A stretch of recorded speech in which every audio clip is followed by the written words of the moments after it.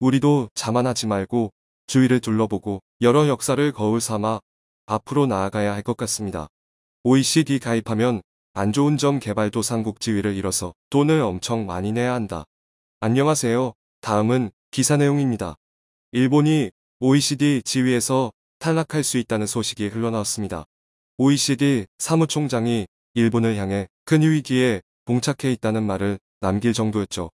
일본은 사상 최초 OECD에 쫓겨나는 첫 번째 국가라는 불명예를 얻을 수 있습니다. 이에 비해 한국은 놀라울 정도로 성공을 거듭해 일본을 제쳤다고 하죠. 실제로 일본에게 쓴 소리를 한 사무총장이 한국에게는 극찬을 퍼부었다고 하는데요. 대체 어떻게 된 일인지 지금부터 자세하게 설명해 드리겠습니다. 일본이 흔들리고 있습니다. 물리적인 의미에서도 태평양에 가라앉기 직전이지만 사회 경제적으로도 일본은 위기를 맞이하고 있죠. 90년 버블 경제 시기 최고 정점을 찍었던 일본 경제는 버블이 꺼지고 내부 성장 동력이 사라지면서 가라앉기 시작했습니다.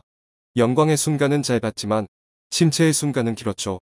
최근에는 국가 경제 지표를 2000년대부터 조작한 것이 알려져 현재 알려진 수치보다 더 최악의 상황이라고 합니다.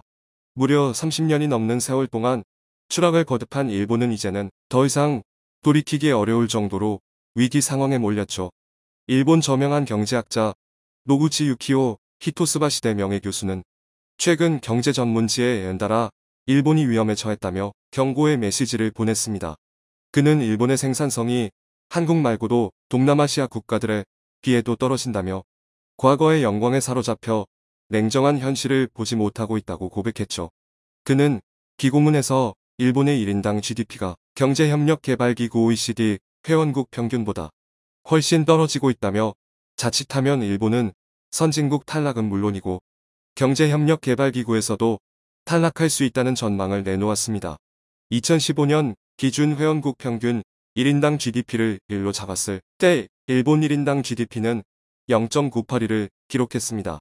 2015년 당시 일본 엔화 약세의 영향이라고 일본 정부는 분석했죠. 이 시기를 위기라고 여기지 않았던 것입니다.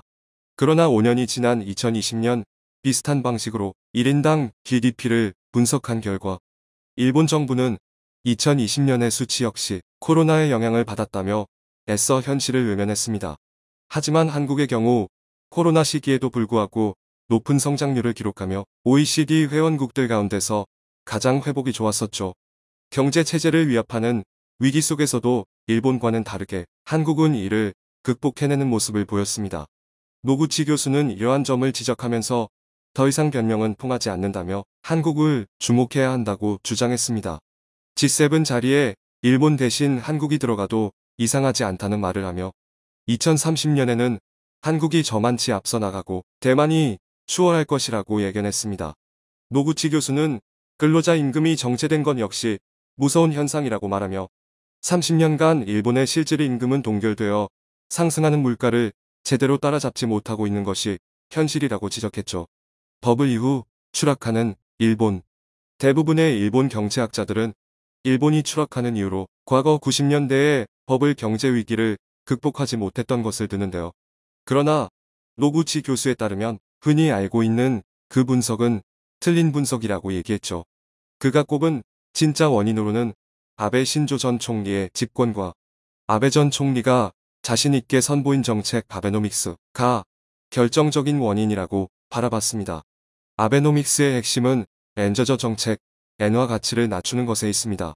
쉽게 말해 엔화를 마구 찍어내 경기 부양한 것이 진짜 문제였던 것이죠. 한국도 IMF를 겪으면서 침체의 시기를 겪었습니다. 그때 한국은 강도 높은 쇄신과 함께 일본식 시스템을 버리고 혁신과 경량화 휴점을 맞춰 체질 개선에 들어갔습니다. 당연히 초반에는 효과가 지지부진했으나 2020년 들어서는 빛을 보게 되었죠.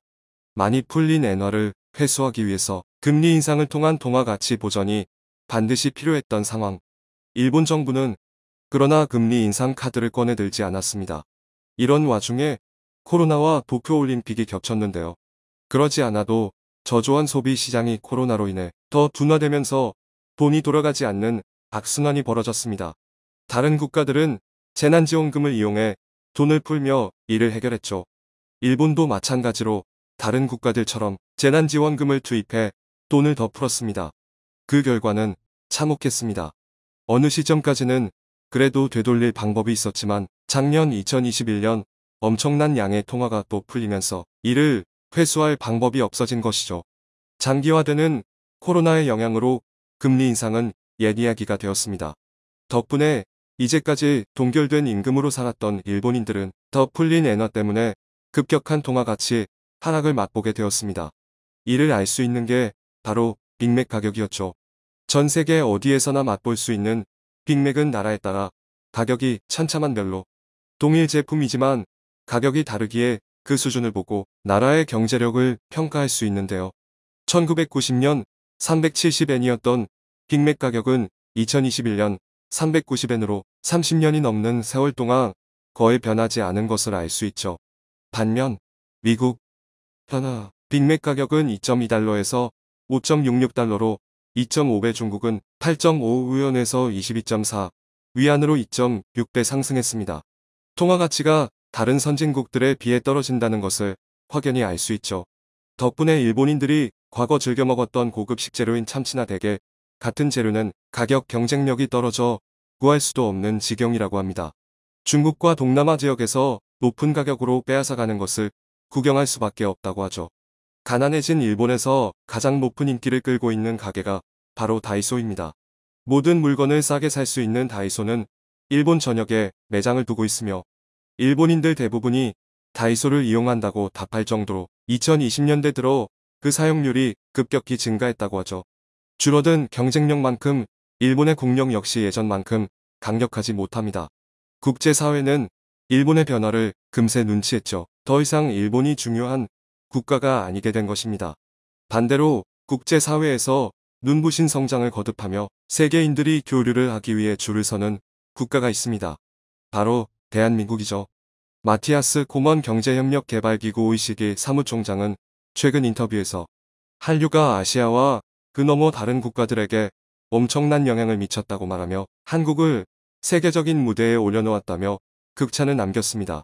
한국은 명실상부 대중문화 수출의 선두 국가가 되었으며 이는 한국 경제에 긍정적인 영향을 미쳤다고 말하며 한국의 성장을 칭찬했죠. OECD 안에서 한국이 보인 성과는 놀라울 정도라고 말을 한 그는 한국은 25년이 지난 지금 최고 수준의 경제 선진국이라 평가했습니다.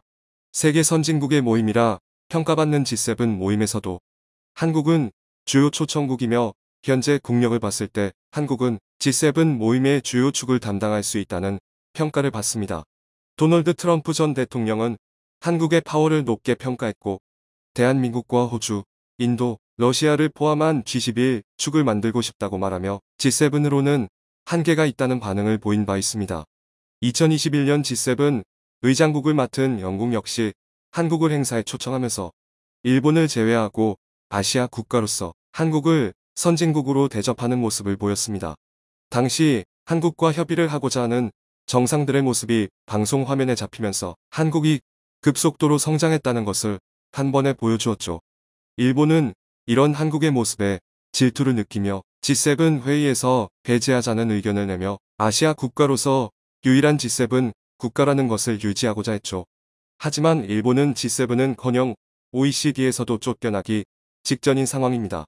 마티아스 홍원 사무총장 역시 일본의 위치가 매우 불안하다는 의견을 남겼죠. 전 세계 최초로 OECD에서 쫓겨나는 불명예를 얻기 직전인 일본, 과연 끝없는 추락 끝에서 일본은 기사회생을 할 수 있을까요? 여전히 문제를 모르고 있는 일본이 되살아나기는 어려울 것으로 보입니다.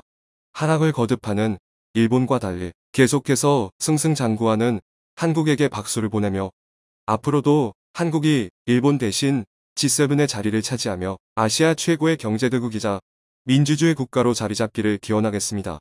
청중의 일부 의견.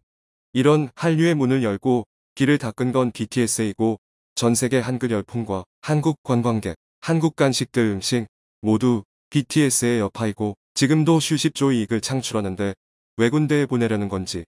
한국 경제를 위해 세계에 내보내라. 군대는 국회의원 자식들 보내고 그런 후진도 상국 일본이 유럽연합 가입 신청서를 냈다 하죠.